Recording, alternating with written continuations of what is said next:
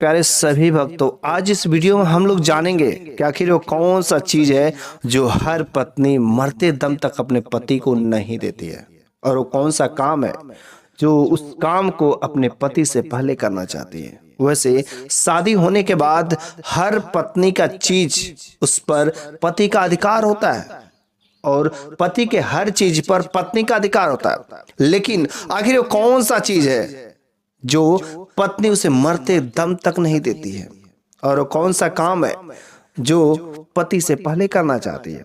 आप इस वीडियो के अंत तक बने रहेगा तो जरूर आप इसका आंसर जान सकते हैं। तो एक बार की बात है कि माता पार्वती और भगवान शिव दोनों लोग 64 का गेम खेल रहे थे। बस गेम खेलते खेलते माता पार्वती ने पूछ पड़ा, भगवान क्या आप मेरे को एक प्रश्न का जवाब दे सकते हैं? मेरे मन में एक बहुत ही प्रश्न जो बेचैन कर रहा है।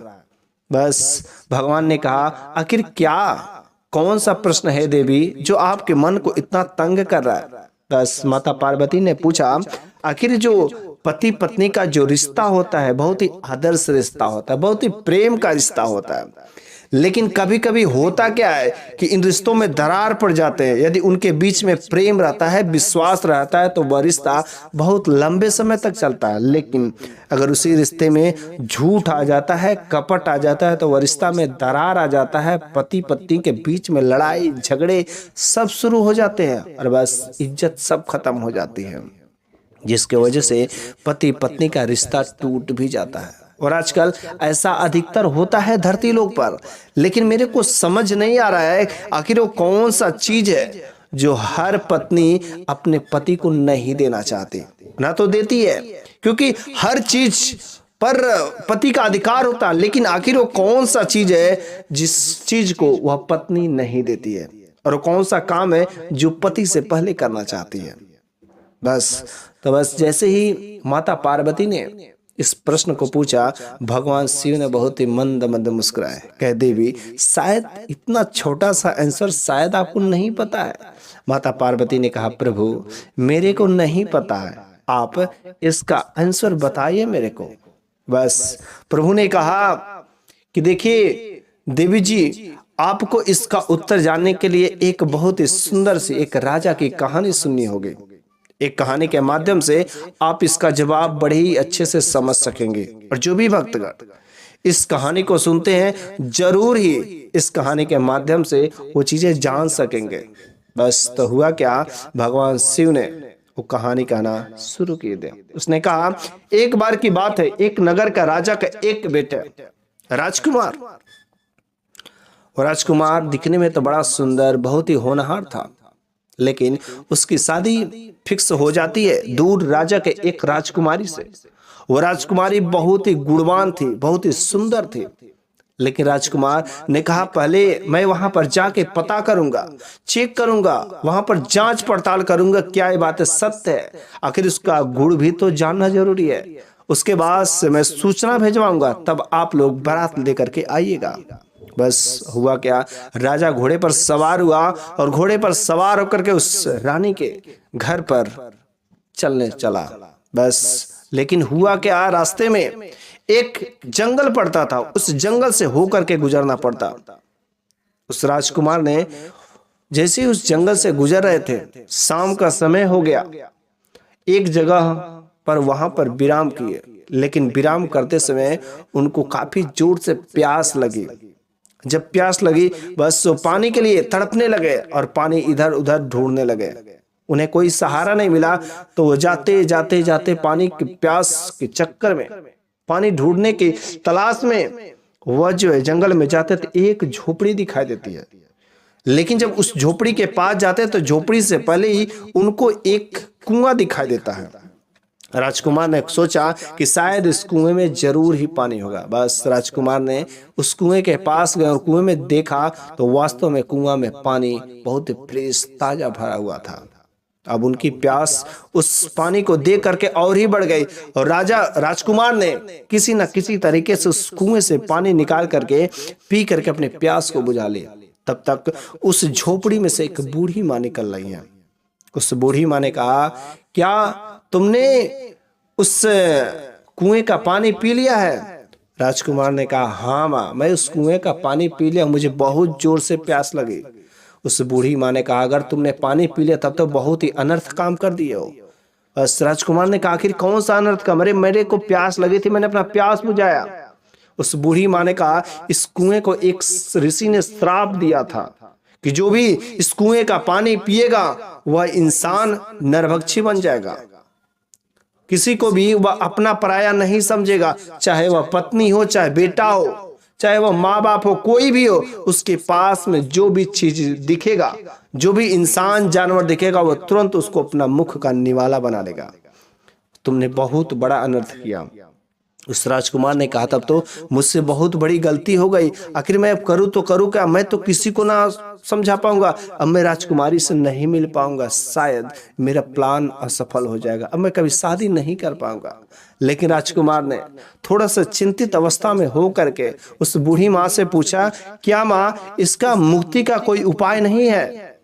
उस बूढ़ी माँ ने कहा, इसका उपाय जरूर है, लेकिन शायद पता नहीं तुम कर पाओगे कि नहीं कर पाओगे। उस राजकुमार ने कहा, माँ बस मेरे को उपाय बताइए, चाहे भले ही मैं मर जाऊंगा, लेकिन मैं उस काम को, इससे मुक्ति पाना मेरे को जरूरी है, क्योंकि मैं नरभक्षी बन जाऊंगा रात के समय, ऐसा तो बड़ा ही मुश्किल हो जाएगा। बस हुआ क्या, उस बूढ़ी माँ ने कहा कि देखो, 7 समुंदर पार एक पहाड़ है, एक पर्वत है, उस पर्वत के सबसे ऊंची किला पे कायाकल्प नाम की एक बूटी है, और वह अनेक रंगों में चमकती है, हर समय अपना रंग बदलती रहती। उसी का तुम जूस अगर पी लो तो बस यह जो सांप से तुम मुक्त हो जाओगे। बेचारा करे तो करे क्या? राजकुमार कहा कि इसके लिए तो मेरे को पहले जाना पड़ेगा। और राजकुमार घोड़े पर सवार होकर के फिर से निकलने लगा। बूढ़ी माँ ने कहा, देखो बेटा, रात के समय में जब तुम उस भयानक जानवर का रूप बदलोगे, उस समय तुम अपने आप को किसी झाड़ी में छुपा लेना, ताकि तुम किसी दूसरे का नुकसान न कर सको, बिना मतलब का किसी का दूसरे का दिल मत दुखाना, किसी दूसरे का प्राण न जाए। इस बात को उस राजकुमार ने अपने मन में बैठा लिया। बस चलने लगा उस कायाकल्प बूटी को ढूंढने के लिए। चलते चलते एक जगह शाम हो ही जाती है। अभी तो जंगल पार ही नहीं किया था, तब तक शाम हो जाती है। वह अपने आप को छुपाने के लिए घोड़े से उतर करके वह एक गुफा लगता है ढूंढने, ताकि कोई खतरनाक, कोई बहुत ही पतझड़ वाला गुफा मिल जाए, बस वहां पर मैं छुप जाऊंगा। और जब मैं एक भयानक जानवर का रूप लूंगा, तब उस समय किसी को हानि नहीं हो पाएगी। लेकिन जब वह गुफा ढूंढते ढूंढते एक उसे बहुत ही भयानक गुफा मिल जाता है, और जिस गुफा में जाता है वहां पर ऑलरेडी एक बहुत ही खूंखार भेड़िया था। जो भेड़िया उस नगर के काफी लोगों को भयावह कर रहा था, कोई भी मिल रहा था उसको खा लेता, काफी लोगों को परेशान कर रहा था, जो भी मिलता उसको शिकार बना लेता। और जैसे ही वह राजा कुमार उस गुफा के पास पहुंचता है, भेड़िया देखता है, अरे वाह, आज तो मेरा शिकार खुद चल के आ गया, मेरे को तो कहीं अब जाने की जरूरत नहीं है, आज का तो काम हो जाएगा। जैसे ही भेड़िया उस राजकुमार पर अटैक करने का, आक्रमण करने का सोचा, वह राजकुमार का समय हो जाता है। और बस वह धीरे धीरे धीरे वह भयानक जानवर का रूप ले लेता है।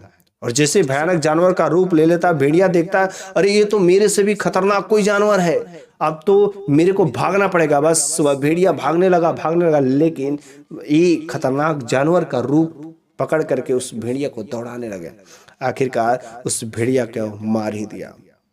जब सुबह हुआ, फिर से वह भेड़िया तो मर चुका था, लेकिन भयानक जानवर से फिर से वह राजकुमार के रूप में आया और वह अपने मंजिल की तरफ चल पड़ा। लेकिन जैसे वह जंगल से बाहर निकला तो कुछ लोगों ने देखा, अरे यहाँ पर देखो बहुत ही खूंखार भेड़िया रहता है, अरे तुम भाई कैसे उस जंगल से बाहर है, यहाँ पर तो बहुत ही खूंखार भेड़िया रहता है। उसने कहा कि देखो, जो भेड़िया था वह तो उस गुफा के दरवाजे पर मरा पड़ा और मैंने उसको मार दिया है। यह बात उस नगर के राजकुमार को, राजा को पता चलता है। राजा ने इस राजकुमार को बुलाया, कहा कि तुम एक सिंपल सा साधारण से आदमी और तुमने उस भेड़िया को मार दिया, तुमने मेरे प्रजा का बहुत ही रक्षा किया है, बताओ तुम्हें क्या चाहिए। उस राजकुमार ने कहा, मुझे कुछ चाहिए नहीं, बस राजा ने कहा कि अगर तुम्हें कुछ नहीं चाहिए, लेकिन मैं अपने तरफ से कुछ गिफ्ट करना चाहता हूं, एक जो उड़न खटोला मैं तुम्हें उपहार के तौर पर देना सकता हूं।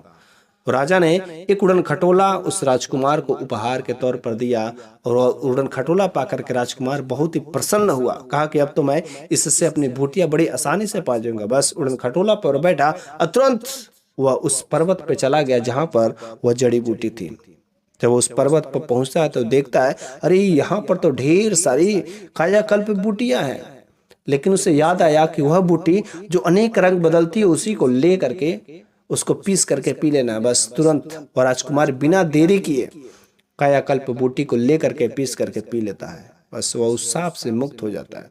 तुरंत वह उड़न खटोला पे बैठता है और राजकुमारी के यहाँ चल जाता है।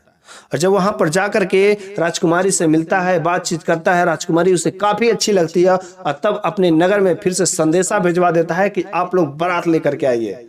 कुछ दिनों 2-3 दिनों के बाद वह संदेशा वहां पर पहुंचता है। वह राजा ढेर सारे बारातियों के साथ में धूमधाम से उस राजकुमार की शादी करता है। शादी करने के बाद घर पे आते हैं, सब कुछ ठीक ठाक चल रहा था। राजकुमार, राजा और राजकुमारी सब लोगों का परिवार ठीक ठाक चल रहा था। लेकिन अचानक बगल वाले मुल्क के एक दिन उस राजकुमार के राज्य पर आक्रमण कर देते हैं और दोनों में घमासान युद्ध होता है। लेकिन वह राजकुमार उड़न खटोला पे बैठ करके सभी सैनिकों को भगा दिया। लेकिन हुआ क्या, एक तीर, भयानक तीर जो है राजकुमार के दिल में छेद गई। और जैसे ही राजकुमार के दिल में छेद गई, राजकुमार वहीं पर उस युद्ध पंडाल में, युद्ध के क्षेत्र में वहीं पर वह दम तोड़ दिया। राजकुमार की मृत्यु हो गई। जब राजकुमार की मृत्यु हो गई तो राजकुमारी को पता चला, बहुत ही रोई, बहुत ही बिलखी, बहुत ही रोने, बहुत ही बिलखने के बाद बहुत ही दुख। तब तक माता पार्वती ने भोले बाबा से कह दिया, अरे आप कहते कहते पूरी कहानी सुना दी, उस राजकुमार की पूरी कहानी सुना दी, राजकुमार को मार भी दिया और अभी तक जो मैं सिंपल सा प्रश्न पूछी थी उसका जवाब भी नहीं मिला। भोले बाबा ने कहा, देवी सब्र रखिए, धैर्य रखिए, बस कुछ ही देरों में आपका बस अब आंसर मिल ही गया। जब वो राजकुमार मर जाता है, भगवान शिव ने कहा जब उस राजकुमार की मृत्यु हो जाती तो सभी लोग उसको कंधा दे करके ले जाते हैं, महिलाएं भी जाती हैं, लेकिन वह पत्नी जो कंधा नहीं दे पाती है। भगवान शिव ने कहा शायद अब आपको पता चल गया होगा। माता पार्वती ने कहा नहीं प्रभु। भगवान शिव ने कहा एक वही चीज है कंधा जो कोई भी पत्नी अपने पति को नहीं दे सकती है। और दूसरा क्वेश्चन था कि आखिर वो कौन सा चीज है जो हर पत्नी अपने पति से पहले करना चाहती है। भगवान शिव ने कहा हर पत्नी यही चाहती कि मैं अपने पति से मृत्यु को प्राप्त हूं, ताकि मेरा पति मुझे आग दे सके, मेरा पति मुझे मुखाग्नि दे सके और मैं तर जाऊंगी। बस यही दो काम है, एक अग्नि अर्थात मृत्यु, हर पत्नी यही चाहती है कि मैं पति से पहले मर जाऊं, और दूसरा कोई भी पत्नी अपने पति को कंधा नहीं दे पाती है। शायद अब आप लोगों को समझ में आ गया होगा कि इस कहानी का क्या मकसद था। यदि वीडियो अच्छा लगा हो तो प्लीज इस वीडियो को लाइक करिए, और यदि अभी तक आपने सब्सक्राइब नहीं किया तो सब्सक्राइब करके बेल आइकन को जरूर प्रेस कर दीजिएगा।